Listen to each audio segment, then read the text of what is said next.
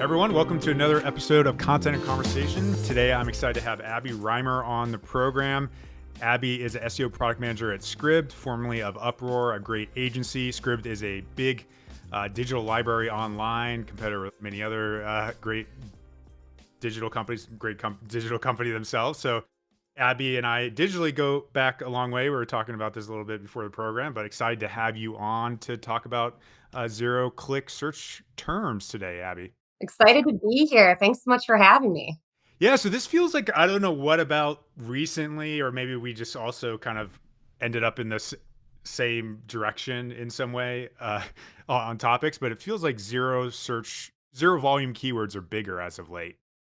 And I don't know what that is, or maybe it's just your marketing might just got this louder in some way, but obviously super important topic. Not all these keyword tools are super accurate. Maybe that's part of it. It's just they're not that useful.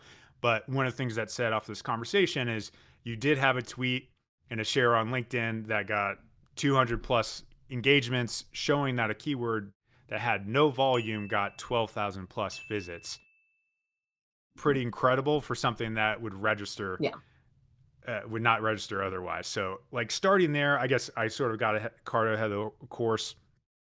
What are these kind of zero volume keywords and why are they a good strategy for people? Yeah, absolutely. So for the sake of like what zero volume keywords means to me, like I just think of it more about what the keyword research tools are showing is when you look up a search query, it's showing in popular tools. You might think of like Ahrefs or SEMrush, showing that there's like zero volume or very, very low volume.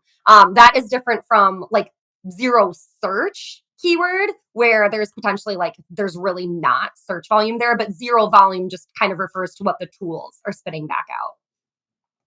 Do you kind of think of it the same way? Yeah, exactly. So I agree. Hopefully if it has zero volume and we still do it, probably not the best Yeah. thing, but it's not registering. Yeah, that's a good call. So why are like building from that, you see these tools have no search volume historically, kind of like a surface level strategy would say, I can't register anything here.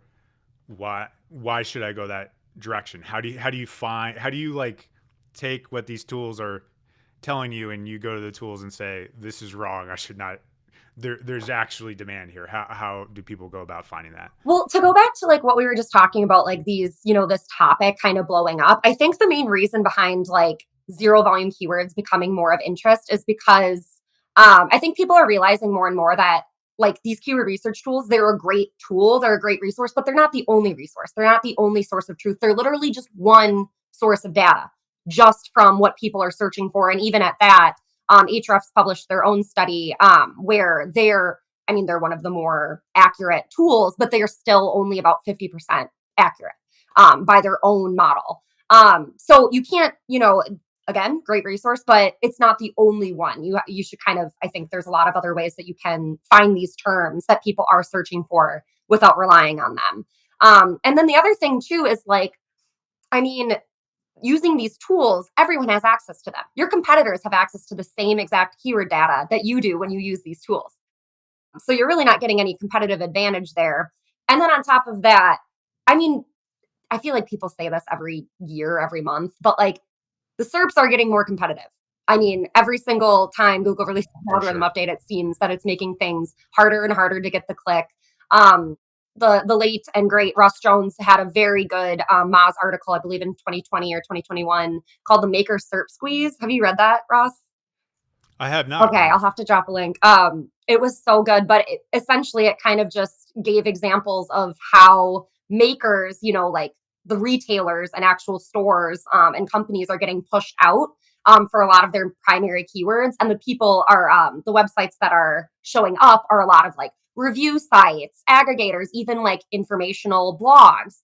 And I see that as, a searcher myself. So it's becoming more and more difficult for brands to actually rank for a lot of their product and service keywords. So for all these reasons, I think zero volume keywords have a lot of, people are interested in them because it's kind of like, what are people searching for that's not as competitive, but that can still drive me traffic, especially traffic that is qualified and might convert down the line.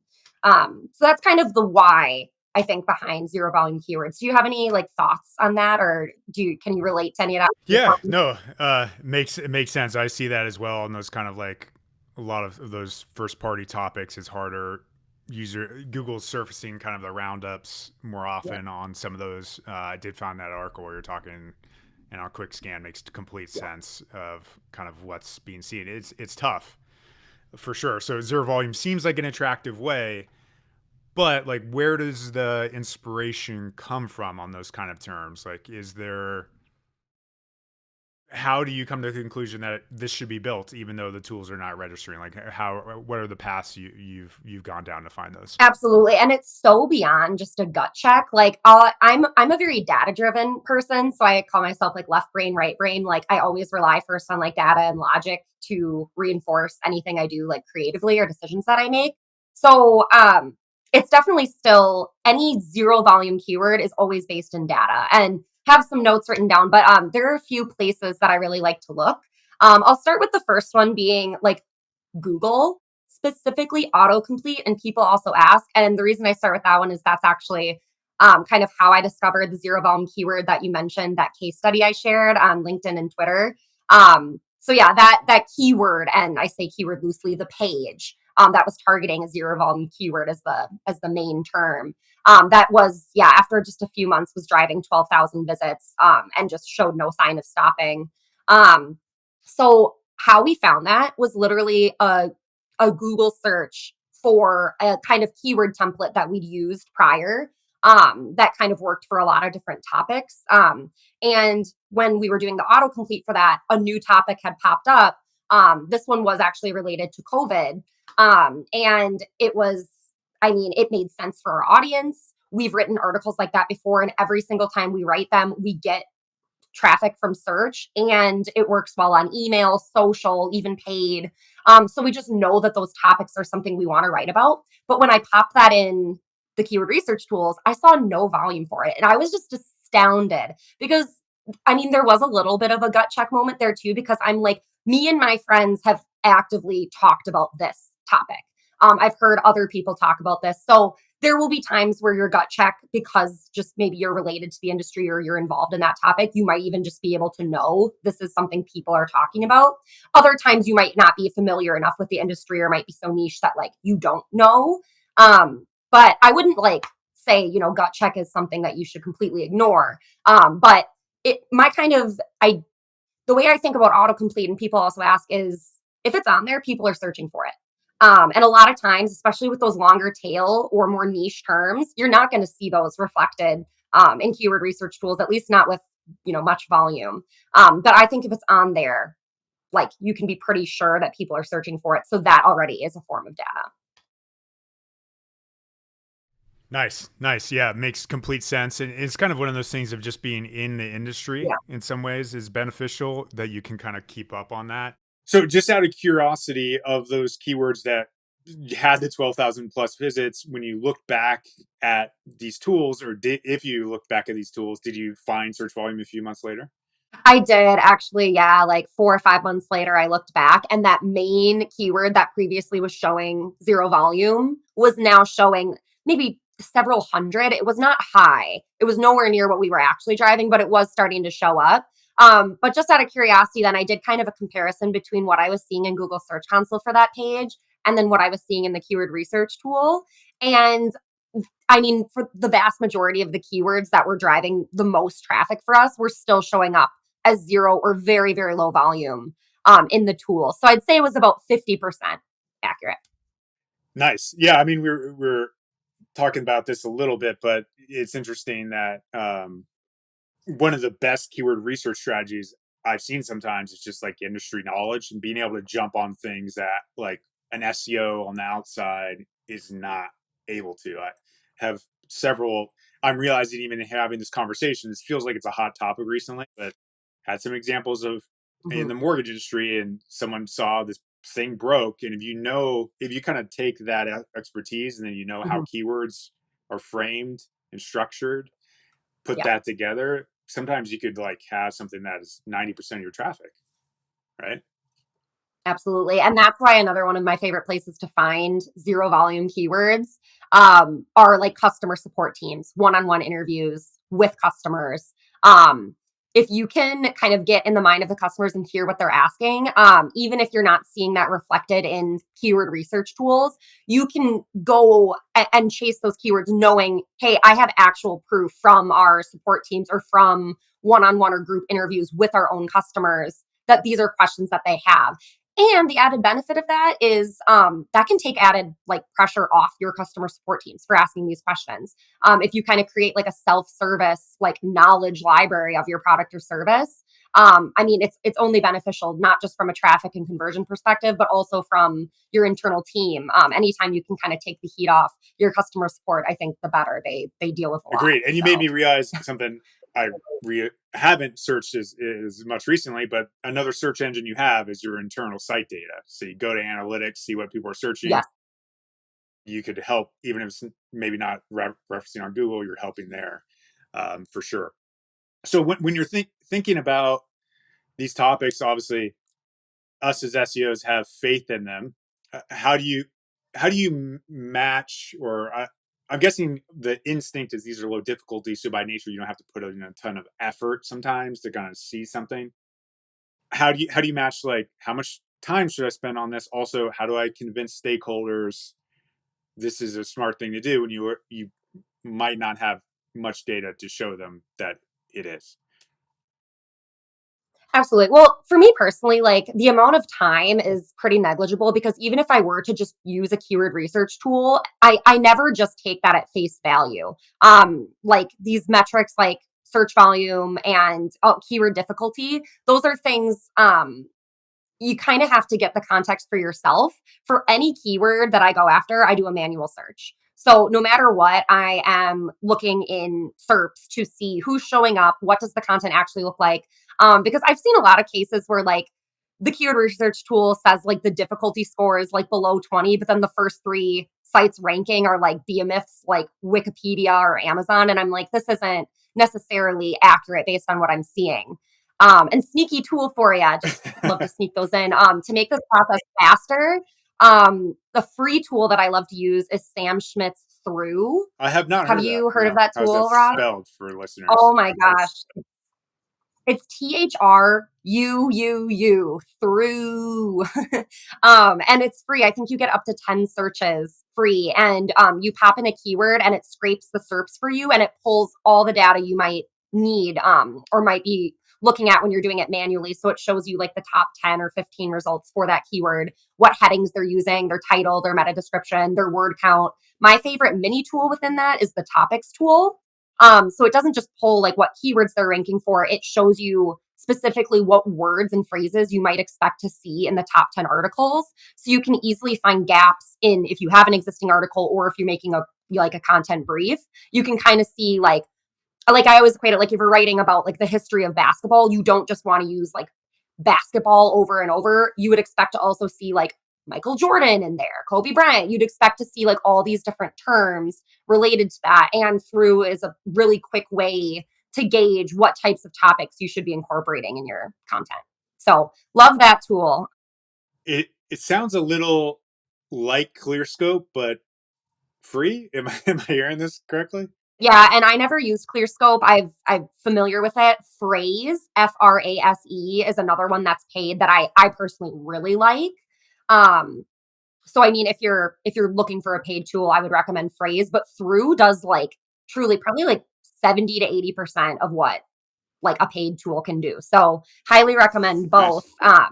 Something I like about Phrase too is they pull like Reddit and Quora most asked questions around the keyword that you're doing like the research on. And that's another thing that I always use to find zero volume keywords. I think Reddit and Quora are two of the most like slept on like research methods. I mean, you can on Reddit specifically, you can filter to trending, you can filter to what's most like what's creating the most heated debates. Um, I mean, it's just a gold mine. And the way people are talking about the topics too, you can kind of get tone in a way that actually you don't really get that from keyword research tools. You just see what people are searching, but in Reddit you get some of the context, like how people are feeling and talking about this specific question and topic. Nice. So yeah, definitely recommend Reddit as well. Yeah, those are all good routes for those things. So are they generally, is your goal with most of these kind of like a simple article, kind of like get some stuff out, or is it have you invested a lot in a topic simply because it matched the serpentine, even though it showed zero volume? Is that one of the things you kind of do to get it through stakeholders? Yeah. So I think the important thing is that you have like a strategy. You don't just want to go and kind of like pick these topics willy nilly. I think it's really important to consider who your audience or audiences are, what topics that you do and don't want to talk about. And then if you do end up finding like zero volume topics, do they fit into the message that you're trying to send and the information that you're trying to share with people?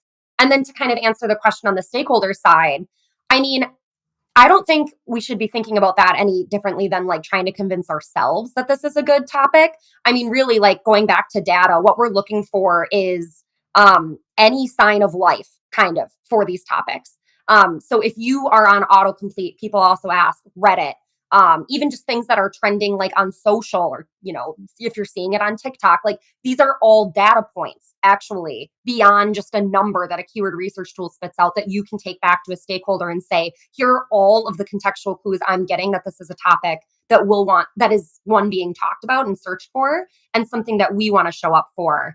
And then to kind of go beyond that, if that's not enough, start building case studies for yourself. That's why I tweet about the things that I do. And I keep like I call it a brag board. It's dumb, but I keep literal case studies of everything I do, even the little things, so that I can prove, if anyone ever questions, hey, will this actually work? I have data points to show this is a time that I did this exact thing and it did work. It might be a different industry, might be a completely different client or topic, but if you can kind of show and come with data and previous experience, I think that's never a bad sign, never a bad thing. And then finally, just going back to the competition, I don't know any stakeholders who don't care about competitors.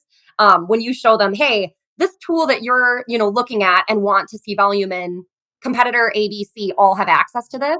The things that I'm showing you, they might not be looking at. Most people aren't doing this. We could be first to market here. And I think that competitive advantage is compelling as well. So yeah, those are some things, those are some arguments I would come at with. Nice. Yeah, love the case study documentation idea. It's something we do internally and talk about with everything. I feel like I bring it up with subfolders with subdirectories like every day almost. But Oh, do you have any case studies for that yet, or published? we've seen some more recent ones. Actually, a few people responded to my Twitter thread, which maybe I can link to in the comments, of some more recent ones. A good point that was brought up to me by a client who wanted some more evidence that this wasn't a 5 year ago thing was, Mhm. is there more recent case studies? And there are still some counter arguments people have, or is it something else about that migration? We're going completely off topic, but is there something else about that? No, Yeah, I love it. This could be a whole podcast too, but I love this topic. yeah. Yeah, it was, and I think it's a fair point. Is it something about, most of the time when someone moves from a subdirectory or to a subfolder, they're also like doing other things. It's a redesign. It's put in the navigation. Is that Mhm. actually what's causing the change? Is the argument I think some people had, and I think that's reasonable. My sense is that it's possible both are true. Like it's not representative of like a 40% lift versus a 10. Or something like that. But I don't know what your experience has been. Have you seen any of that recently? With the specific topic, the subfolder subdirect. Yeah. So I haven't been involved in a project like that in a while, but that is something that it's just, I feel like, yeah, being talked about more and more. And I've tried to do my own research on the topic, and I don't find much recent data on it, despite it being such like a widespread scenario for websites. So I mean that's just one example of many, but I think that's one that's a really good example of kind of like zero volume keyword, subfolder, subdomain, things that like there might not be that much research about it right now. So you kind of have to do your own research and try it out and make your own case studies, so that when people do say, is this worth it? Is this worth the effort? You're like, yeah, maybe a lot of people aren't talking about it, but like I mean, you be the case study. That's ultimately better than any external research you can find. And then, barring if you don't have that yet, if you do find, other people's case studies, other people's tweets, I'd say save those as well. If you don't have any yet or you're still working on it, like save other people's so that you do have like up to date research to show people. It doesn't have to be, I think, in my opinion, like this whole research article that some mass conglomerate, tested a million Yeah, URLs. Like it doesn't have to be that way. I think you can do small tests and try and prove that out. And ultimately, isn't that kind of what we are? We're like scientists, right? We test things. So it's hard to like say with 100% certainty for any change that you make that this is going to move the needle up. But you kind of just have to test things, and hopefully in like smaller versions, you can see things that give you the buy-in and the input to make that for big sure. change. Yeah, I wonder if some of it's like correlative of maybe the industry is getting more educated and even like random people. So hopefully it's less subdomain blogs are being created. Probably not, but that could be part of I it. I'm not sure. uh, but I think that that's all strong for sure. The one kind of like sidebar back to zero search volume topics that we found effective is just the idea of like, there's certain topics that consistently convert in our experience, like, hmm and I'm sure you've seen the same. Maybe it's like you versus competitors, you alternatives, Yep. like Versus, cost yep. topics. Those, even if like maybe you have a new product that just launched in your industry or it's like breaking, that might not register search volume, but that's such bottom funnel that it probably warrants building. I don't know if you've seen some of that, but that's one of the things that feels like not that hard to get across the line when you consider how purely bottom funnel the low search volume term is. Absolutely. And Ross, your tweet, I think, specifically outlined some of those keywords. That was something that I'd seen that, when you first posted it and was like, yep, I've had experience with those and see the same thing. I don't know what it is about versus and alternatives keywords, but like I never see much volume for those in the tools, despite even like some popular tools Hmm. like are not being, I don't know exactly why that is, but like then you go to Reddit or you talk to customer support or you look at, people also ask or Google search or Google autocomplete, and you're going to see those keywords usually reflected in there. I myself, as a searcher, when I'm debating purchasing something, I'm always on like Reddit or even like Amazon reviews, like looking at like, comparisons and alternatives. So, I think those, even if they're not showing volume in like traditional keyword research tools, are almost always good to go for, especially if you can prove that like those are questions, from your customer support that people want to know. Again, going back to anytime you can kind of create like an internal data, like knowledge base, you're taking heat off other members of your team and potentially driving, you know, traffic and conversions without even really needing to try, past that initial page creation. So completely agree. I also think like something that kind of popped in my mind is like along with these product keywords, if you can prove that like a main product keyword, I mean, a lot of keyword research tools and like Google Trends, it's easy to see, a topic or a product name that is clearly gaining traction, but maybe you're not seeing any volume for questions around that. I think if you can prove that a parent topic is trending, then common questions around it, I think it's not a far leap to assume that those things are going to be asked as well. Like, for instance, like, I don't know, I'm not into crypto or Bitcoin or anything, but like when that first came out, you might see the term Bitcoin going crazy, but the questions around it might not have been, you might not have seen that in keyword research tools or Google Trends yet because it's longer tail and lower volume. But I think if you can prove that parent question, and then I like to do the popular like the regex, like what, why, how in front of a product term in Google autocomplete, to kind of see what types of questions people might be asking. I think that's another way to do it as well. So Nice. Yeah, I like that. Kind of seems like just another idea of like frameworks in a way. Like you find the parent topic, likely people might search in similar ways, but yeah, also, yeah, auto suggest would probably give you unique variants as you talked about.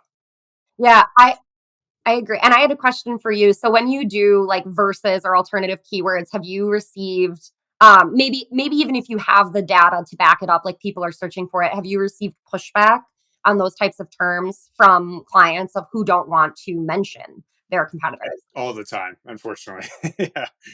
Yeah, it's actually hard to get it through. That doesn't mean it doesn't work. That's also, to your point, get some strong case studies. It's powerful to be able to share like that.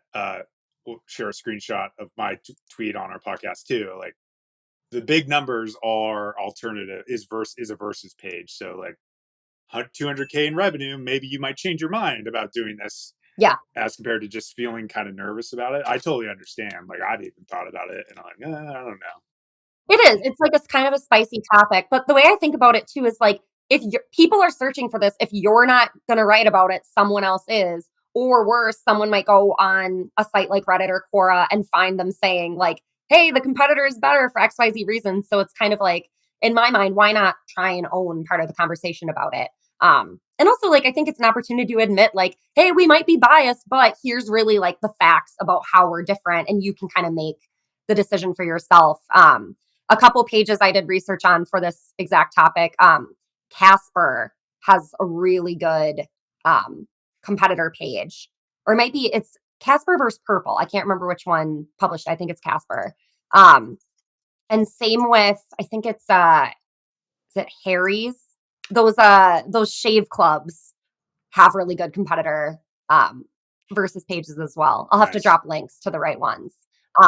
But those pages, like, I mean, I was convinced. And they're really highly designed. It doesn't just have to be a blog post. It can be like almost viewed as like a landing page on your site, depending on how hard you want to go with it. But again, we're off topic, but I love this. Yeah, it's those versus keywords kind of used to be the bane of my existence trying to get those pushed through, but they can be really valuable. Fun fact that we're lucky enough Casper is our current client. I don't know if we made that page or not. I don't think we did, but yeah, great. They're doing a great job with the versus pages for sure. I feel like you kind of touched on this, but one of the things that made sense intuitively to me, just from a justification standpoint, is if you're in B2B, you have higher customer LTV most of the time, and the value per sale could be astronomical. So the search volume is even very small, very easy or easier to justify doing those assets. So how do you think this changes at all? You clearly have high visit result examples. I don't know if that was in B2C, but is this effective in B2C? You're in a B2C organization now? I don't know how many of those were your clients previously, but would you think about that differently, if at all? Yeah, so a lot of the experience I'm talking about is all, in my previous role at an agency. I've worked with both B2C and B2B clients, and I have to say, I get a lot of questions about like, well, how does your strategy change? For me, it really doesn't. I mean, the industry changes, the audience and the buyer changes, but at the end of the day, like I mean, they're both people on the other end of that search, looking for a potential solution. So that's kind of the way I think of. I don't really think like B2C versus B2B in terms of strategy, more just like different topics and the way of framing it. But I do hear you when like the LTV is lower, like how do you kind of like justify? For me, it was always just about like, I mean, going back to the strategy, like in my opinion, any good strategy will have both top of funnel and bottom of funnel keywords accounted for, depending on what your current strategy already has. So when I create a strategy, I'm showing from the top to the bottom of the funnel. You can't have a successful strategy without one or the other. You want to lead people. You can't expect to just have an entire content strategy based of like just the bottom of the funnel things that are going to convert.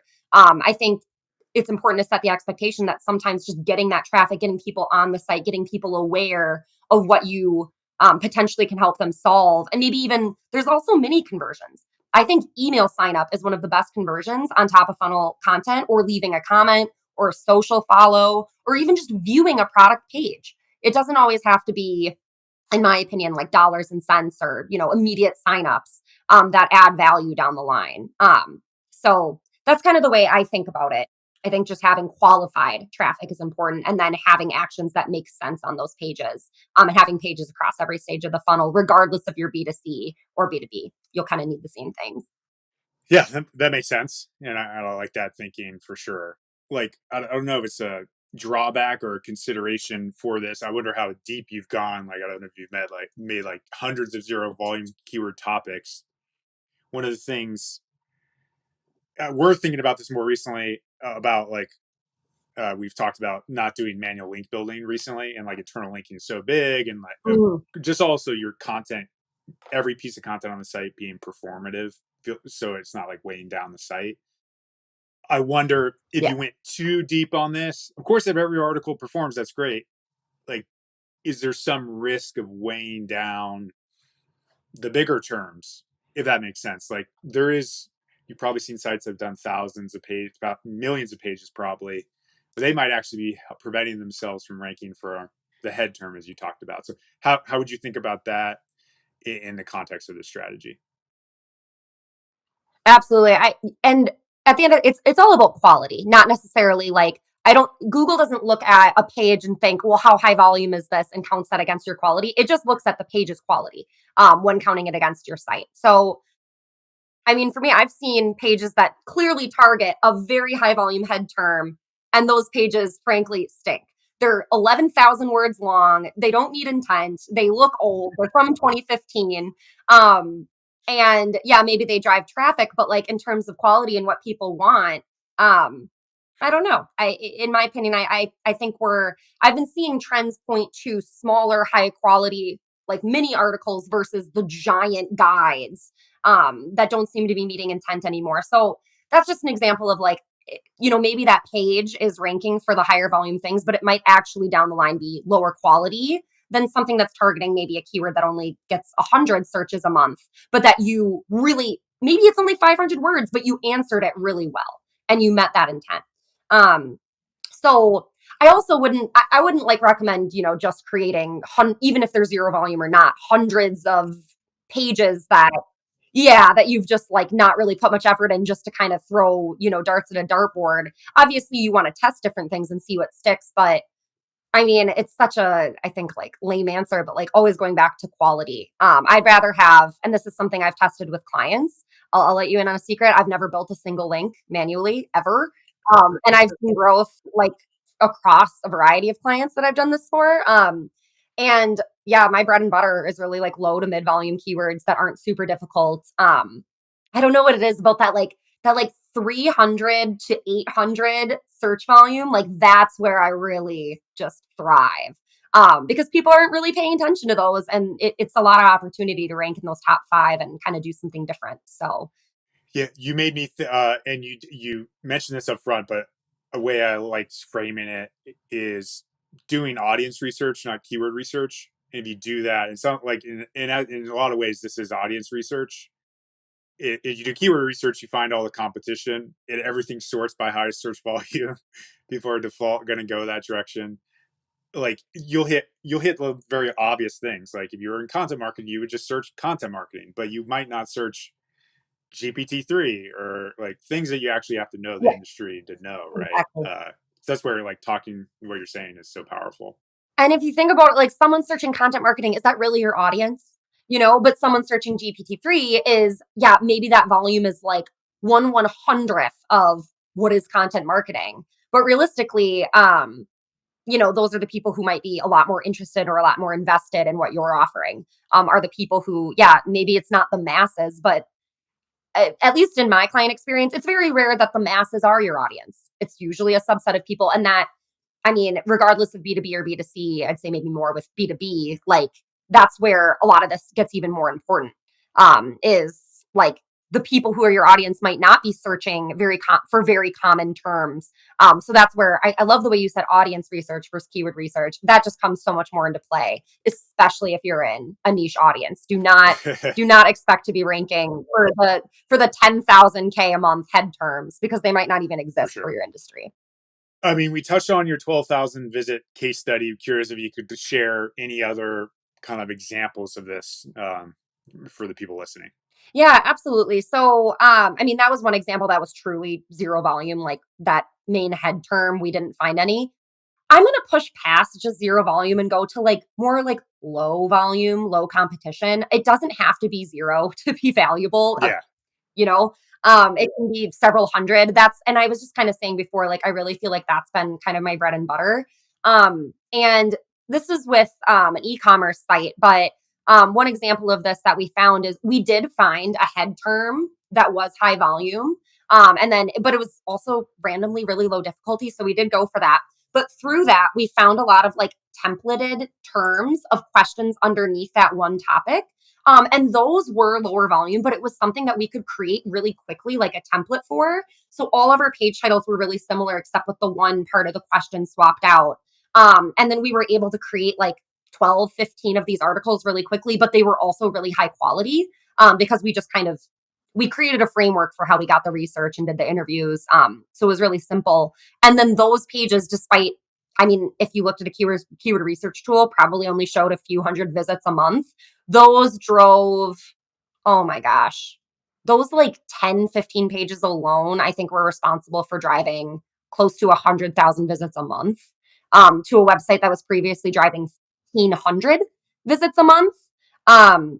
So that was just, and those pages I would say were more top of funnel, but through that we got, I don't even want to say the wrong number, just a ridiculous number of product page clicks. Because we linked it. We didn't say like, oh, buy this now. It was more just like, hey, if you're interested in this topic, you might be interested in checking out our product line. And we did see people click. We didn't see a ton of people buy, but then we did see people, we saw way more brand searches go up as a result, and they weren't doing any other marketing. So again, it's not just purchasing, and especially here, I'm kind of talking about blogs. I don't think always like the expectation should be that people are going to buy on a blog. It's important you think about like what other conversion activities do you want people to take. And we did test like an email, not a pop-up. It was like a slide pop-up. Not going to put a giant interstitial on there. It was very subtle, but we drove, I think, 1,000 like signups from that within a few months just from those articles that we tested it on. So we proved that one, the audience was interested in it because they cared enough to sign up for an email from that. And we proved that there was a clear product link because we drove thousands of visits a month to our product pages from that. So that's an example where it wasn't zero volume, but it was pretty low. But we were able to just kind of think about our audience and say, hey, this is something we can scale really fast. And even though it's low volume, like this is a test that we think is worth, in a way, the gamble because we ranked for that head term. I think that's good. I mean, worst case scenario, you cut the pages, right? Maybe like they're doing nothing for you. You could just cut them. So it's like if you can scale it out quickly, which it sounds like you did as well, like not hopefully, and you're clearly thinking quality first, so it's not poor user experience. It seems like a smart thing to do. Yeah, for sure. Yeah, it was low stakes, high reward, and those are the types of things I like to go after the most. Nice. I like leaving people with something actionable or good or exciting or upbeat. Yeah.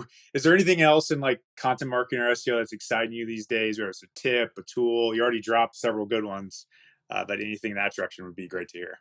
Yeah, so I was thinking about this, and I think the thing that's most exciting, this is maybe it's not super specific, but just like cross collaboration with SEO and content. I had a really fun chat for MinSearch. We had Eli Schwartz and Kevin Indig do a panel this past Wednesday. I'll make sure to share the link to that when we get it too, because it was awesome. But we talked a lot about how in the past, like SEO and content have kind of been an island, right? It's something where like oftentimes, at least for me, like kind of was brought in after the fact, like, oh, hey, can you SEO this? Make sure it checks all the boxes. And it's like, SEO and content should really be part of that strategy and be part of the overall conversation. So what we talked about, and what I think I've been seeing a lot more in the industry, just even with job titles, like instead of SEO manager, I've been seeing organic growth strategist. I've been seeing like product be in SEO's titles. I've been seeing all these different titles that kind of establish SEO as part of product or as part of growth or as part of, the overall content strategy. That to me is more exciting than anything. It's just instead of SEO being its own bucket, like way over here, it's being incorporated even before pages are created.